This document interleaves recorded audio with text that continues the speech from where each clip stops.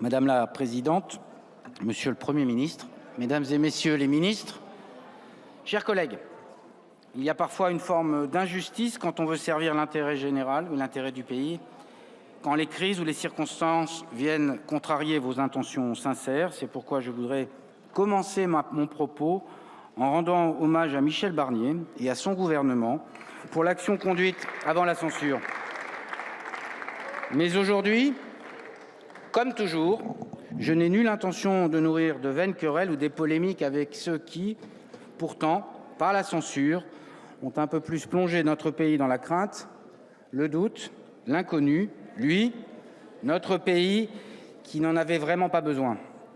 Non, je veux parler de ceux qui nous regardent ou non, qui se désespèrent, et ils sont nombreux ou non, qui sont en accord avec nous ou non, et qui attendent pourtant toujours, je ne dirais pas espèrent, tant ils doutent parfois, d'un chemin vers un cap collectif et vers, j'ose le mot, une espérance.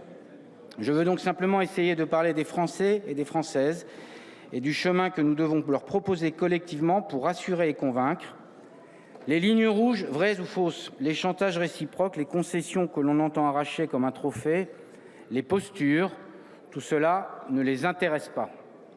Cela les mène avant tout à considérer qu'ils ne seraient en fait qu'en arrière-plan d'un théâtre de dialogue de sourds. Cela les éloigne chaque jour un peu plus de la politique et c'est un drame.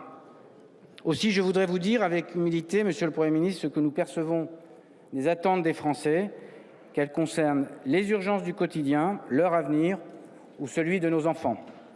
Je voudrais vous dire ce que nous percevons du sens qu'ils donnent à leur vote de juillet, ce qu'ils attendent de ces élections législatives sans vainqueur, de cette Assemblée sans majorité, mais aussi de votre gouvernement et de notre Assemblée. Monsieur le Premier ministre, la France a aujourd'hui le visage d'une jeune enseignante qui a choisi la plus admirable des missions, celle d'être le passeur qui conduit chaque enfant de la République sur les rives du savoir et éveille leur conscience citoyenne, mais aussi le visage d'une jeune enseignante qui s'interroge profondément sur ce que l'école devient, sur ce qu'elle peut faire quand on lui demande de répondre à toutes les fragilités de la société, le tout avec une absence de reconnaissance et parfois même une forme de démagogie blessante dont elle souffre terriblement. La France a le visage d'un agriculteur fier de son métier, de sa vocation, l'une des plus essentielles, celle de nous nourrir, dont il n'arrive pourtant pas à vivre, qui a le sentiment d'être comme mis au banc de la société tout entière et livré aux concurrences les plus déloyales et qui se sent de plus en plus impuissant face au bouleversement climatique dont il est la première victime. Elle a le visage du chef d'entreprise, artisan ou commerçant qui ne peut exercer son métier avec sérénité dans un climat d'incertitude permanente, d'instabilité organisée et de surnormation galopante. Elle a le visage de ces jeunes qui s'inquiètent, eux, de la planète que nous leur laisserons ou qui se disent qu'ils ne bénéficieront pas d'un modèle de solidarité que nous leur demandons pourtant de financer. Ils se sentent parfois trahis ou abandonnés car ils ont le sentiment que les générations futures sont sacrifiées sur l'autel du court terme, des petits calculs et des grands renoncements. La France a également le visage de milliers de salariés qui ne parviennent pas à vivre correctement de leur travail ou qui ne trouvent plus aucun sens, de ces Français qui ne trouvent pas assez par leur travail les voies de leur épanouissement, de l'ascension sociale et peut-être pire encore sans doute pour l'esprit public, les moyens de permettre à leurs enfants d'agrandir le champ des possibles. Elle a le visage de ces patients qui doivent attendre des mois pour trouver un médecin, parfois dans l'angoisse de la maladie qui progresse et qui, au bout, finissent par renoncer aux soins. Elle a aussi le visage de ces soignants dévoués au service de leurs patients et de nos aînés qui font face comme ils peuvent à la dégradation de notre système de soins et de l'hôpital public, malgré, et c'est là que devrait nous interroger tous, les moyens colossaux qui ont pu y être consacrés ces dernières années. Elle a le visage de tous ceux qui s'inquiètent sur la sécurité ou la justice, de ce qu'ils perçoivent comme un affaissement de l'autorité de l'État et de sa capacité à les protéger, de ceux qui pensent que la justice n'est pas la même pour tous ou qu'elle est trop lente. Elle a enfin le visage de celles et ceux qui voient, inquiets, leurs repères ou leurs identités bouleversées face à ce qu'ils perçoivent comme de nouvelles menaces, qu'elles soient mondiales et globales, ou qu'elles émergent en bouleversant leur vie quotidienne ou leur mode de vie. Et ce n'est pas uniquement donc à nous, à cette Assemblée qu'il faudra s'adresser, Monsieur le Premier ministre, mais à la France, à cette France. De quoi les Français ont-ils besoin? Ils attendent, me semble-t-il, un pacte de bon sens pour mettre en ordre de marche le pays, pour répondre aux urgences et pour trouver du sens. Ils attendent un budget pour d'abord tenir les engagements qui avaient été pris par les gouvernements précédents. Je pense à ce qui avait été dit et promis pour l'inclusion. Je pense aux collectivités locales et je pense bien sûr aux agriculteurs. Ils attendent d'avancer sur les sujets qui peuvent faire consensus. Je pense à la projet de loi fin de vie. Ils attendent aussi un cap. Et pour cela, nous avons besoin de stabilité, de lucidité et de confiance. De stabilité tout d'abord, et en premier lieu de stabilité institutionnelle et politique. Je ne crois pas que les Français soient fascinés par le chaos.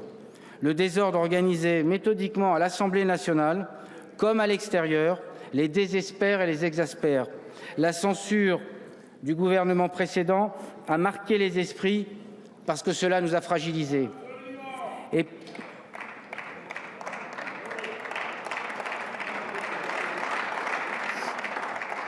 Et pas seulement parce que cela a privé la France d'un budget, mais parce que cela a démontré notre incapacité à dialoguer, à nous entendre face à une situation critique, et cela nous a fragilisés en Europe, mais aussi face à des puissances étrangères qui ont des intérêts contraires aux nôtres, et parce que cela a démontré notre incapacité, en fait, à faire face à l'avenir.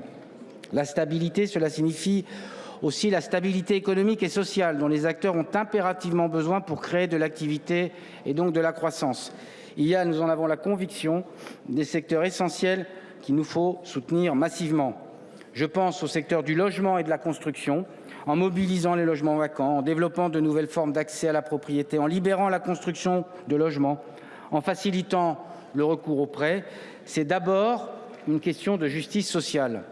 Je pense à notre agriculture, face aux bouleversements géopolitiques et climatiques que nous connaissons, face à la montée en puissance des impérialismes qui font de l'alimentation une arme, et ce de part et d'autre de l'Europe, l'agriculture est l'un des piliers de notre souveraineté et de notre capacité à décider de notre destin, à l'image du secteur de l'énergie. Il y a une urgence vitale au renouvellement des générations et à soutenir toutes les démarches de transition, tant ces deux exigences sont intrinsèquement liées. Je pense encore à l'emploi et au travail, une priorité qui est là depuis 2017, parce que la production et l'activité économique sont, qu'on le dise, il faut le dire, sont la clé de voûte du fonctionnement de l'État, de sa capacité à protéger, à agir sur la sécurité, sur la justice, l'accès aux services publics, l'accès aux soins ou à l'école, parce que c'est la prospérité qui est le gage de la perpétuation de notre modèle social. Et la stabilité, ce n'est pas non plus l'immobilisme ou le conservatisme, ce n'est pas l'addition de lignes rouges qui confine à l'inertie, mais une volonté d'avancer en faveur des priorités des Françaises et des Français. Et nous devons pour cela nous doter d'un budget autour de 3 piliers. Celui d'abord de l'attractivité économique de la France et sa compétitivité. C'est pourquoi notre groupe considère que les choix à venir ne doivent pas remettre en cause ce qui a été mis en œuvre depuis 2017 pour conforter le dynamisme des entreprises, tout simplement parce que cela a fonctionné. Celui de la justice sociale et fiscale ensuite, comme nous l'avons toujours porté au sein du groupe Les Démocrates. La justice fiscale et sociale, c'est le moyen de rendre acceptables les efforts et de lutter contre toutes les situations de rente ou de suroptimisation. C'est juste que le travail, l'ingéniosité et la prise de risque payent plus que la rente et la spéculation. Il ne peut y avoir 100 milliards de dividendes versés sans que cela puisse, au fond, nous interroger. Et puis le dernier cap, c'est celui de la responsabilité, en fixant des économies budgétaires importantes et crédibles, dans une logique, vous l'avez dit, Monsieur le Premier ministre, de réforme profonde, et pour qu'elle soit profonde, il faut qu'elle soit pluriannuelle, de l'État. Et reconnaissons-le, nous n'avons pas souvent entendu à cette tribune autre chose que des dépenses supplémentaires ces dernières années. Mais pour garantir cette stabilité, il nous faudra ensemble faire preuve de lucidité. Lucidité sur la gravité des enjeux qui devraient nous éloigner naturellement de nos considérations partisanes, tant la situation budgétaire est périlleuse, tant les ingérences étrangères et l'émergence d'un nouvel impérialisme doivent nous interpeller, tant notre modèle d'intégration et notre pacte républicain semblent se déliter sous nos yeux. Lucidité aussi sur la nécessité d'accepter que nous ne parviendrons pas à répondre à ces défis d'ampleur sans accepter que la politique ne répond pas seulement à l'immédiateté, qu'elle doit parfois obéir à des logiques de temps long. Accepter aussi que la réussite d'une politique publique ne dépend pas, et heureusement, seulement des moyens qui lui sont consacrés. Pour cela, il nous faut développer une culture de la concertation, afin de parvenir à définir des trajectoires collectives partagées, une culture de l'évaluation, mais aussi de la contractualisation et de la discussion à l'échelle et à l'échelon pertinent, selon un principe de subsidiarité. Les collectivités locales doivent y être encouragées dans une logique de responsabilité réciproque. Les partenaires sociaux et le réseau associatif aussi. Et je voudrais, à propos de lucidité, évoquer l'avenir de notre système de retraite, bien évidemment. Nous croyons qu'il n'est ni possible ni souhaitable de réinterroger la question des retraites en mettant sous le tapis son financement, ni les sujets de justice pour les plus fragiles ou les plus fragilisés. C'est l'un et l'autre, parce que l'un n'existe pas sans l'autre. C'est ce qu'avaient compris nos pères au sortir de la guerre. Nous voulons donc rouvrir ce débat et le remettre en chantier, sans totem ni tabou de part et d'autre, mais aussi sans passer par pertes et profits les réalités démographiques qui s'imposent à nous. Sinon, nous nous rendrions coupables d'une faute morale à l'égard de notre jeunesse. Enfin, la France a besoin de confiance et pour cela, nous devons tracer des perspectives sur lesquelles il peut y avoir un accord entre les femmes et les hommes de bonne volonté dans cet hémicycle et à l'extérieur. Je ne reviens pas sur ce qu'il faudra faire sur les institutions pour construire la confiance et faciliter une pratique démocratique nouvelle. Je viendrai sur le fond. Je pense à l'école, qui est une priorité nationale. Je pense à la santé, sur laquelle nous avons besoin d'une visibilité pluriannuelle. Et je voudrais saluer, Monsieur le Premier ministre, l'annonce que vous avez faite et que porte le groupe Les Démocrates d'une loi de programmation pluriannuelle. Je pense à l'accès aux services publics, en particulier dans nos territoires marins, et vous me permettrez d'avoir en cet instant une pensée pour nos compatriotes mahorais et aux territoires ruraux qui ont besoin de modèles mieux adaptés aux singularités territoriales, aux évolutions démographiques et sociales, épousant leurs réalités propres et laissant une place plus importante à l'expérimentation. Je pense enfin à l'écologie. Je suis persuadé qu'il existe un chemin pour répondre à l'urgence climatique tout en s'assurant de l'adhésion la plus large possible et de la soutenabilité des trajectoires que nous définissons globalement, pour une écologie qui ne pèse pas en premier lieu sur les plus modestes et qui ne soit pas vécue comme une punition. Ces priorités, nous devons y répondre avant tout pour notre jeunesse. Son indifférence, si ce n'est sa défiance, nous oblige et devrait collectivement nous inviter à nous ressaisir. Pour que ce triptyque stabilité, lucidité, confiance ne repose pas que sur du sable, nous avons besoin d'un ciment, celui de la coopération. Et nous en serons avec notre groupe, comme toujours, les fers de lance. La coopération, c'est accepter que personne ici n'est majoritaire et ne peut imposer seul ses vues. La coopération, c'est accepter les mesures difficiles ou impopulaires prises dans l'intérêt du pays, pas seulement revendiquer des victoires quand elles sont faciles ou populaires, car s'il ne s'agit que de plaire, s'il ne s'agit que de voguer dans le sens du courant, il n'est nul besoin de coopération parce que c'est la facilité du populisme. La coopération, c'est accepter que l'opposition soit respectée, y compris dans sa différence, et pas seulement quand on est d'accord avec nous. La coopération, c'est pour ceux qui ont fait le choix que je respecte de ne pas participer à un gouvernement, pour ne pas être comptable de son action, de se demander à chaque instant, sur chaque vote, de bonne foi, ce qu'il ferait s'il était demain en situation de responsabilité. La coopération, enfin, c'est accepter qu'au sein de ce gouvernement puissent s'exprimer des nuances, des divergences parfois, même sous la réserve que l'on respecte les arbitrages et que l'on se concentre sur ce qui nous rassemble. Et les sujets sont nombreux. Le temps de l'expression des différences viendra, que chacun se rassure, c'est en 2027. Mais je propose que d'ici là, nous soyons utiles au pays et ne perdions pas de temps.